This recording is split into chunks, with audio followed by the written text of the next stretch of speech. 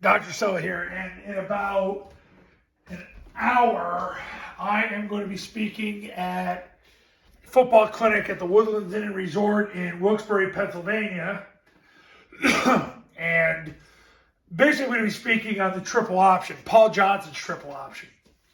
But here's the amazing thing about Paul Johnson's triple option, and I have been a massive, massive, massive fan, supporter of Paul Johnson. I'm probably the biggest Paul Johnson fan there is on earth, maybe short of his wife. I don't know about that, though. And, obviously I idolize Jesus as Lord and Savior. He's my Lord and Savior. And we can't idolize any human, but whatever the line of demarcation is for that, whatever's just a notch below that's where I am with Paul Johnson. But here's the thing. What Air Force is doing right now to get number one to take the dive is better than anything Paul's ever done.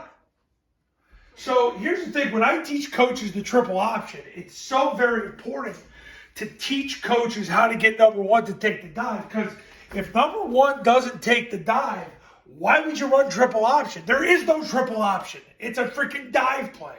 So when I was young and dumb and full of God's great nectar, what happened was I would just run dive, dive, dive, and punt. And it sucks. You got to get number one to move and take the dive if you're going to have a triple option. And eventually you start to figure out that you got to get one to take the dive and two to take the quarterback to have a triple option, because there is no triple option, because then it's just a quarterback keeper. You got to get the pitch phase going, but it all starts with zone dive, because that's how you get number one to move and take the B back. Because if he doesn't, boy, that's a 5-on-2 you got going on. Maybe even a 6-on-2 in certain cases. Okay. This is what I wish I knew in the 90s and the 2000s. I wish I knew this. Because this is how you make number one move and take the B back. Instead of him just coming up the field, taking the quarterback, they let you hand the ball off, and you're just too limpy to get 4 yards.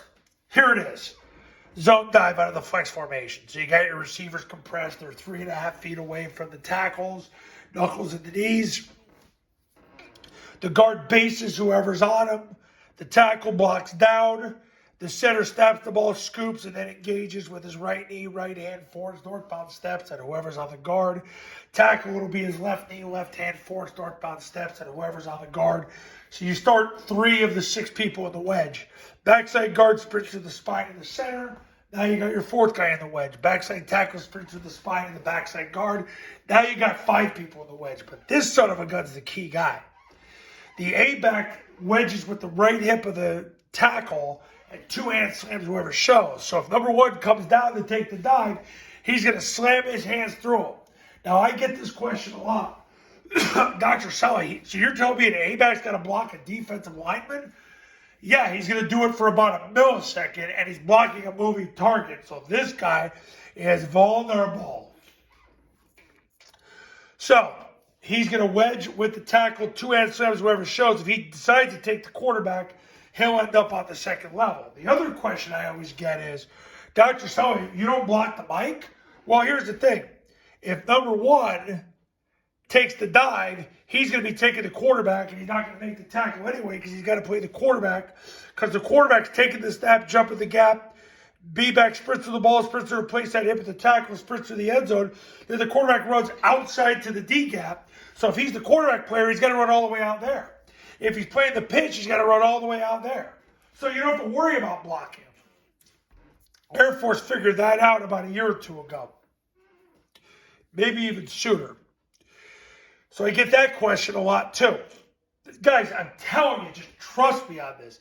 You run the zone dive, it will change your life. Okay, I got to move here. I got to get in the shower. All right, so anyway, the receiver's going to step with his inside foot first, get his heels past the heels of the D-gap player, anchored down with his right knee, right hand, forced northbound steps. So we've covered everybody else. He's got the pitch, threw the ball through the place, hit him in the tackle, through the end zone. Quarterback carries it out outside the D-gap. That's what's going to get number one to move to the dive. Now, heavy zone dive. Heavy zone dive. Here we go. Now, back into focus. There we go. Heavy zone dive. So now you bring the tackle over, put the receiver out wide with his inside foot up, put the backside receiver in as the backside tackle. He gets to live the dream. What happens is you'll do the same exact thing. Triple team on the guard player. 2 scoops on the backside, fan here. Wedging with the play side tackle's hip right here. Receiver's going to crack the safety.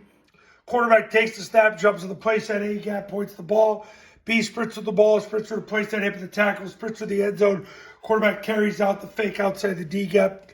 So if he plays, if he's not taking the dive, he's running. So you don't have to worry about him. You don't have to block him. That's that. That's heavy zone dive. Now, I did a video on this the other day.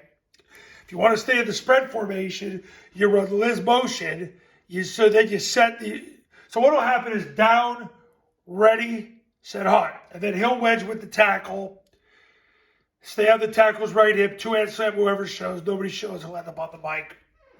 This guy will line up on the outside shade of the tackle, come up the field, and he'll fan the D-gap player with his right knee, right hand, 4-inch eastbound steps. If I didn't say eastbound before, my apologies. Receiver will crack the safety. Backside receiver cuts off.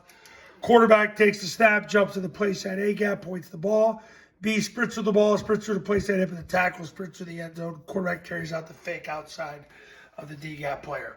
That's what you need to get number 1 to take the dive. Okay, coaches, you want to win more games in 2023? Give me a call. My number's on the thumbnail of this video, so is my website. I got to get in the shower. I got to click this weekend. Talk soon.